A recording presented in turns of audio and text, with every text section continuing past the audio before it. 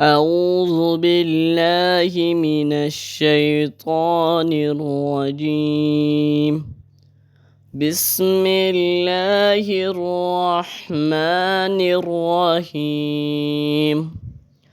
لإيلاف قريش إيلافهم رحلة الشتاء والصيف فليعبدوا رب هذا البيت الذي أطعمهم من جوع وآمنهم